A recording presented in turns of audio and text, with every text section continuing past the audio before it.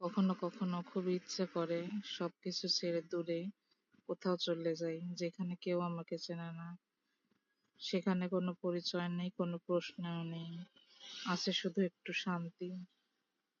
আমি শুধু দ্বিতীয়বার না, তৃতীয়বার না, চতুর্থবারও না, আমি হাজারো বার তাকে সুযোগ দিয়েছি, কিন্তু সে প্রতিবারই আমাকে বুঝিয়ে দিয়েছে সময় বদলায় কিন্তু মানুষের স্বভাব না। আমি কখনো নিজের চেহারা, জীবন কিংবা ভাগ্য নিয়ে আফসোস করিনি, কারণ আমি জানি মানুষ কখনোই সম্পূর্ণ নিখুঁত হয় না, আর নিখুঁত হওয়ার প্রয়োজনও নেই। অনেকে হয়তো নিজেকে বদলাতে চায়, নিজের মধ্যে খুঁত খোঁজে, কিন্তু আমি তেমন নই। আমি বদলাতে চাই না, কারণ আমার যা আছে, যেমন আছে সেটুকুতেই আমার নিজের সবকিছু। আমার হাসি, আমার কষ্ট, আমার ভুল, সবকিছু মিলেই তো আমি। পৃথিবীতে কেউই পরিপূর্ণ নয়, তাই নিজেকে নিয়ে অভিযোগ না করে আমি নিজেকেই ভালোবাসতে শিখে গেছি।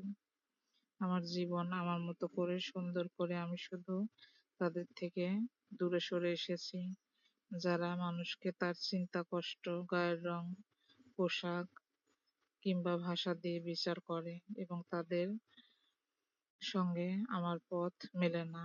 আমি যেমন তেমনই ভালো, আর এটাই আমার সবচেয়ে বড় শক্তি। জীবনটা এমন এক পর্যায়ে এসে দাঁড়াবে, কখনো কল্পনাও করিনি যে চাইলেই কিছু ঠিক করতে পারবো না। কখনো ভাবিনি চোখের পানি লুকিয়ে সবার সামনে অভিনয় করতে হবে। ফ্যামিলি প্রবলেম, একাকিত্ব, বিশ্বাসহীনতা, অসহায়ত্ব সব মিলে মানসিক রোগীর মতো বাঁচবো। জীবনে এমন একটা পর্যায়ে এসে দাঁড়িয়ে আছি, মনে হচ্ছে জীবন থেকে হারিয়ে যাওয়ার মতো কিছু নেই, শুধু নিঃশ্বাসটা ছাড়া।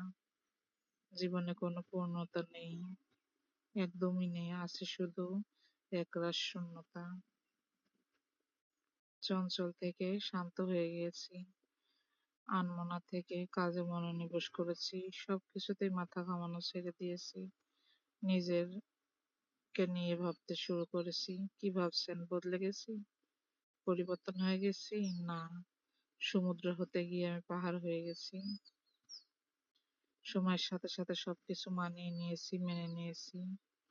আপনিও মেনে নেন, সবকিছু ঠিক না হলেও অন্তত কিছুটা ঠিক হবে।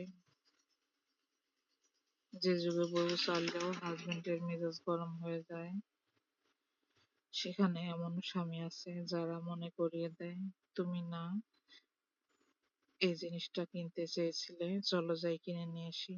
ভাগ্য করে পেতে হয় এমন স্বামী, যে ভাগ্য সবার থাকে না। অন্যের কাছ থেকে তুমি যত বেশি বঞ্চিত হবে, আল্লাহ তোমার জন্য তার চেয়ে অধিক এক অনন্য সুন্দর জীবন সাজিয়ে রাখবে। ইনশাল্লাহ, আশাহত হয়ো না। তোমার জন্য যা বন্টন করা আছে, তুমি তা ঘুমিয়ে থাকলেও তোমার হাতের মুঠোয় চলে আসবে। ইনশাল্লাহ।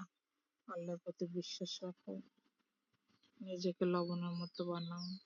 না কেউ বেশি ব্যবহার করতে পারবে, না কেউ তোমাকে